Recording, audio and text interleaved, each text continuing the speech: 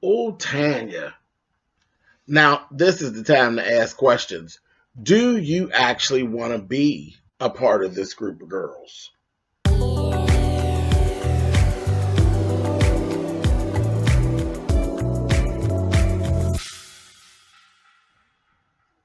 Hey guys, thanks so much for clicking on the video. This is my review for Real Housewives of Atlanta. This is season 12, episode 11. And you know what? This was a pretty good episode. Things were going really well. And I was enjoying myself till that last 10 minutes. And it was literally cringeworthy. Literally. We're going to talk about it. We started off right where we left off. Portia and Dennis. He came, and I ain't going to spend a whole lot of time on this. They got re-engaged. Candy's shady butt was up in that confessional, and she was giving very much of, I guess, if she like it, I love it. I was like,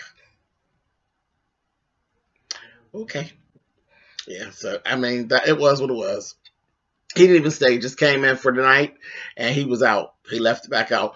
Portia was happy. She's completely happy. She's on board. She feels basically whole again, and she's ready to get on with her life. So, it is what it is. Do you, boo? Now, then they showed them on the van coming back from the little party.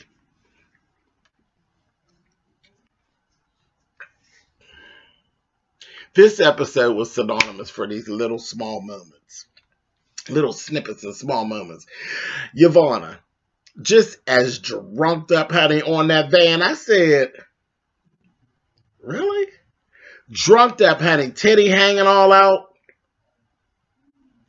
I was like, see, I ain't really, I don't like to be around, even when I've been drinking, I have a short patience for people who are sloppy like that. Like, that's sloppy drunk to me. It's not cute. And especially not on a woman. That whole sloppy drunk feel, girl, all leaning and laying all over people, carrying on. I don't like all that. And that's what she gives me. And that's always what we see from her. So I'm thinking that this is who she is.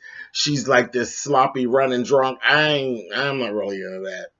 Every time we see you at a function, you just all sloppy with it. And then you shady on top of the slop. Girl, no ma'am. Anyway, then Kenya is back there impersonating Tanya, because Tanya left with Paul, naturally. And Kenya's impersonating Tanya. And this was the first part of it. I'm like, when you watch this back, I would really be like, no, dude, I really want to be bothered with these pictures for real. Because it was kind of shady. It was very, very shady. I was like, okay. Then, Marlo and Yvonne started asking questions about the whole bestiality situation with Portia. Well, do you believe him? Or do you believe the rumors about the bestiality thing and all of that? And she was like, no, I do not. Not at all. Do you honestly believe that if I thought he was really doing something like that I would want to be with him? Like, are you serious? And she's like, oh, okay. And Marlo's like, oh, because I was getting ready to say, girl, I don't want him around my puppy's child. I was like, no, that's kind of mean. That's kind of shady. But, that's what they do. And that's how they get down. Okay, so now dig this. They go back to the hotel. They go into a room. They go to Marlo's room. They'll go party in Marlo's room tonight. Honey, it turned out to be a whole world war. So, Eva was leaving at 5 o'clock in the morning, so she's just hanging out in the room until time for her to go head on down so she can go get her plane and leave. Child, it turned into chaos central. You hear me? It was Yvonne versus everyone. So as they're coming in, the last two to come in was Yvonne and Nene. They had already had their plan together. Listen. And the two shady ones leading it. Kenya and Portia. They're like, look, we're gonna get this all out, and we're gonna find out who's the snake. And this has now been renamed Snakegate. Okay, we're gonna find out who it is. They basically come up with, they're like, we think it's Yvonne, so we're just gonna roll with it and just basically say somebody that came on out with it, and that we know that it's Yvonne, and we just going to approach that her with it. I was like, really, y'all? And they was like, yeah, that's what we're gonna do. I was like, well, okay. Now listen, I'm on board for it. Yvonne ain't their friend, and it became very evident that she not their friend, and she really don't give a shit about them, and she kind of looks down on them. I was like, yeah. Now I'm looking at them like, do y'all really want to be bothered with her? I was like, oh, this is spinning. Anyway, so they come on in. Child, listen.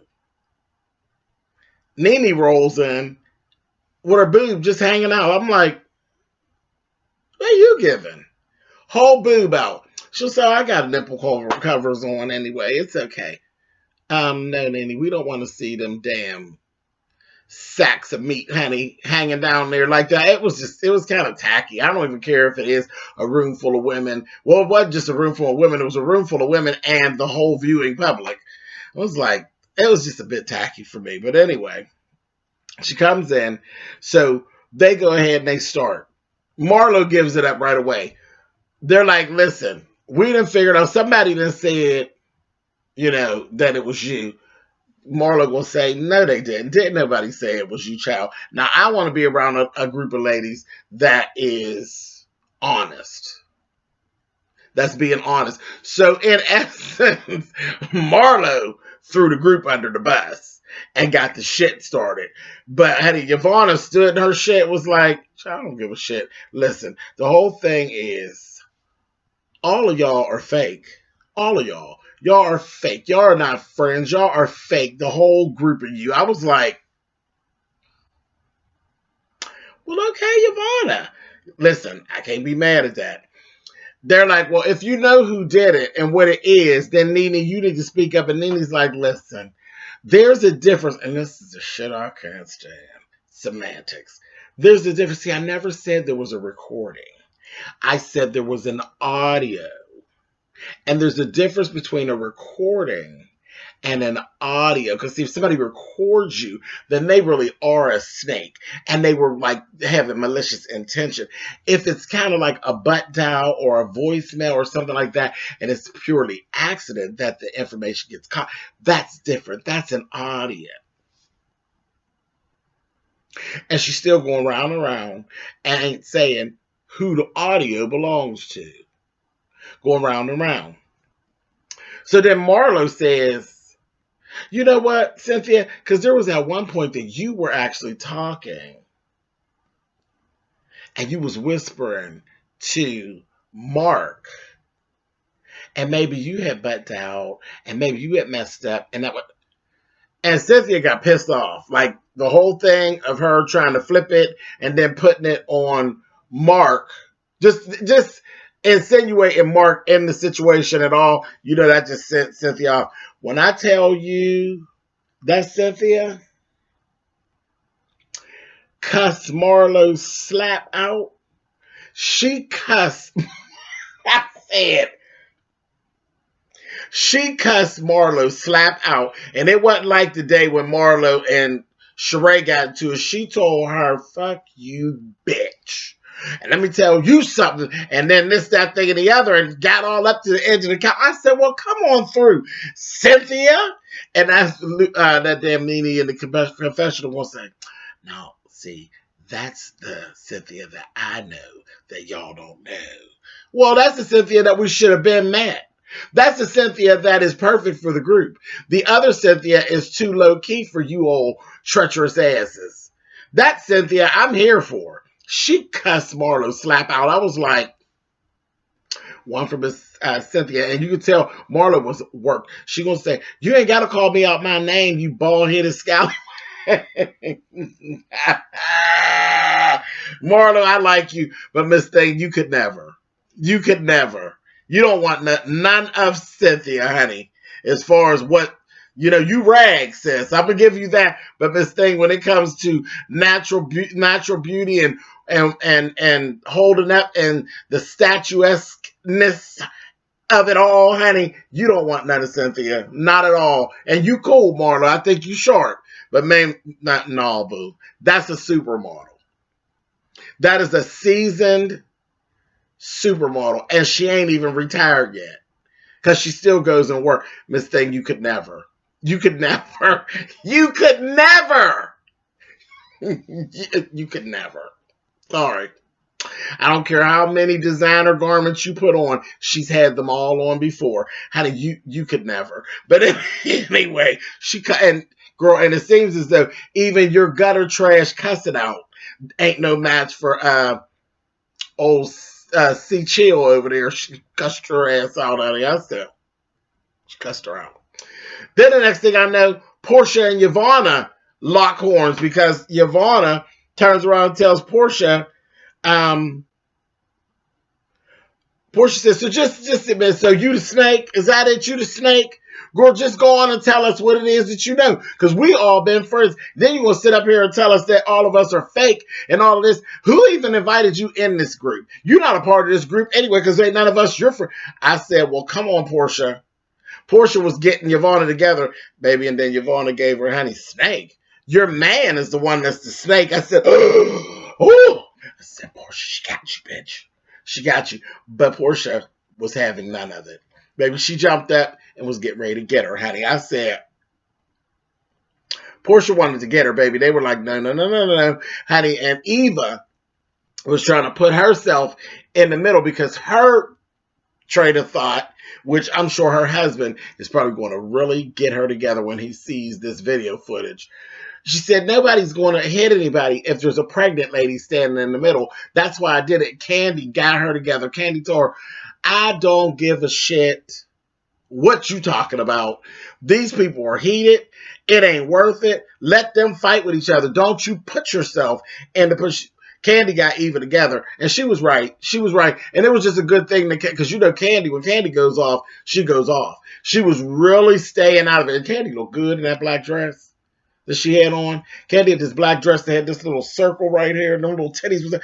I said, well, come on, Miss Candy. Candy was pretty sharp throughout this little trip. She been doing pretty good with the clothes and the hair and stuff here lately. Come on, Candy. But yeah, she was staying out of it because Candy don't do well when she get mad. She's like hard to calm down. So she kind of was trying to keep it Eva out of the way. Then the next thing you know, Kenya and Nene gets into it. I said, oh, this is a whole damn mess. Honey, they got to going back and forth, and it was, fuck you, bitch. I said, oh, my. Okay.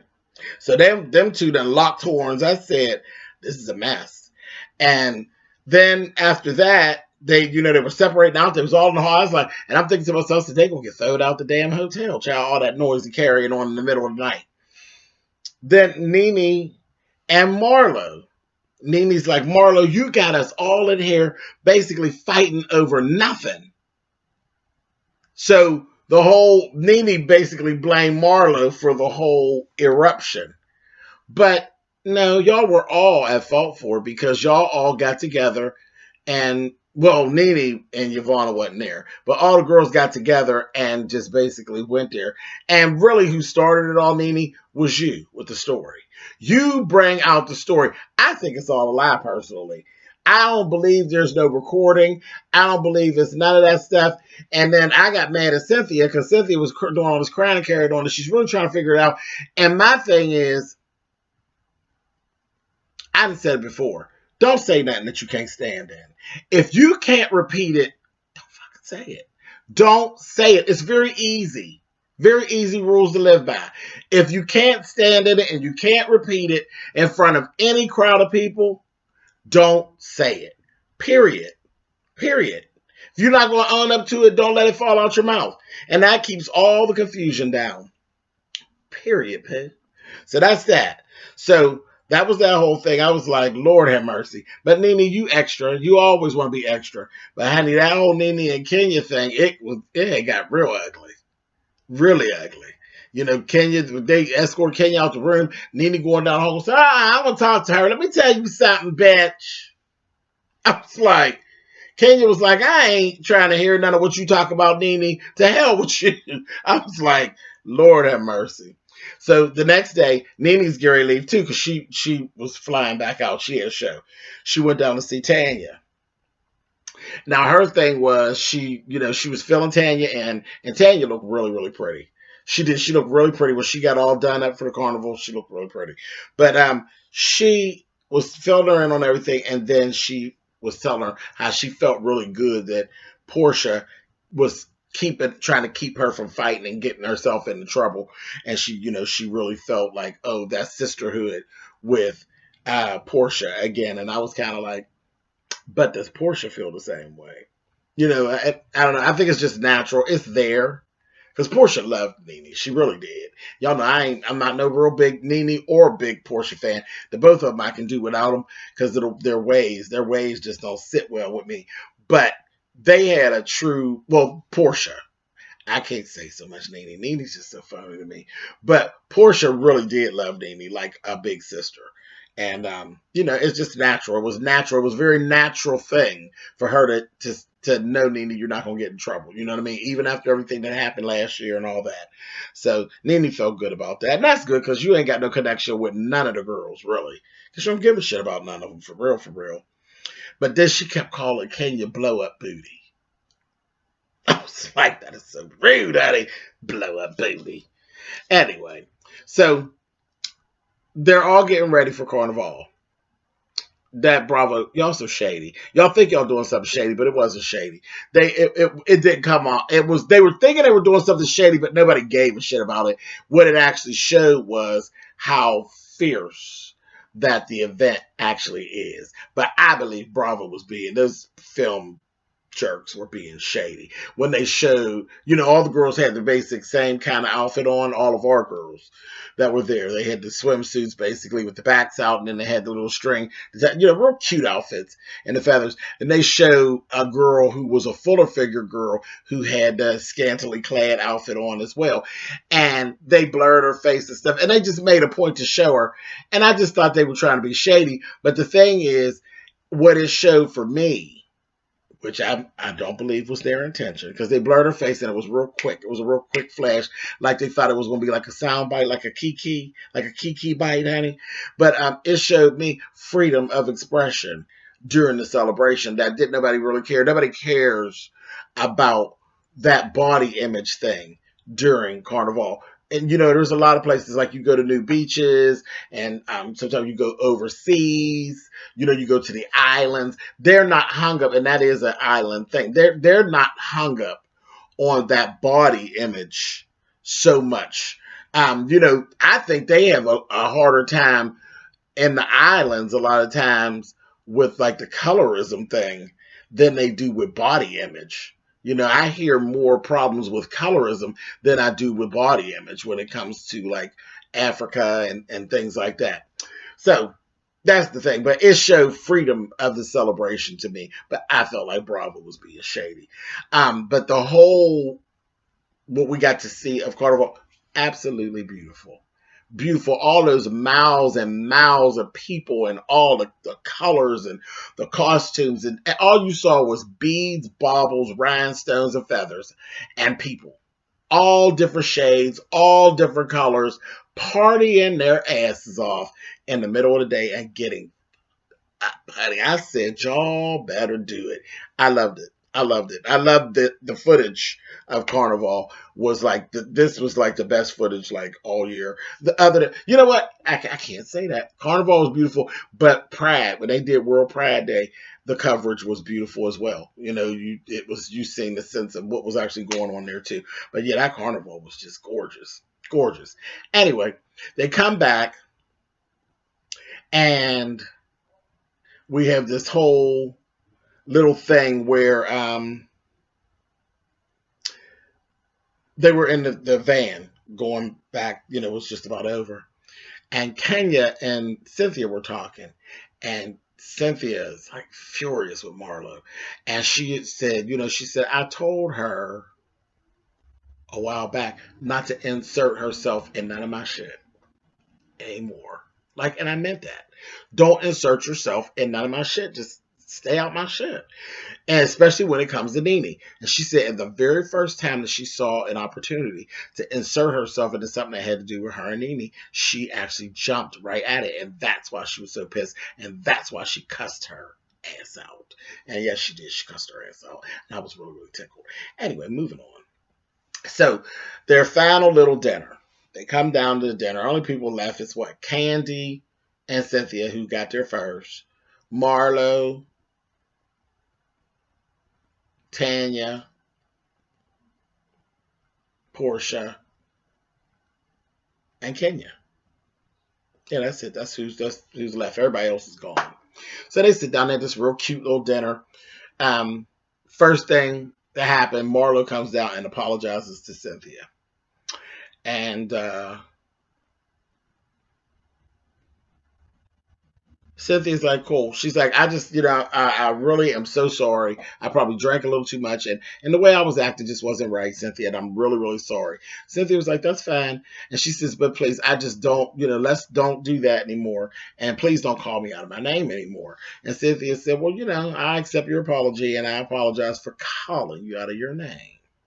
I was like, oh, Cynthia. But that's nice. But Cynthia gonna cuss you out again, and then I'm gonna be here for it. Marlo then got to asking Kenya about her wig. Said, girl, you got that beautiful head of hair. Why you got this wig on?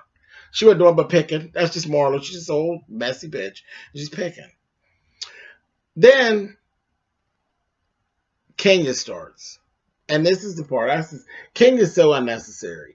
It's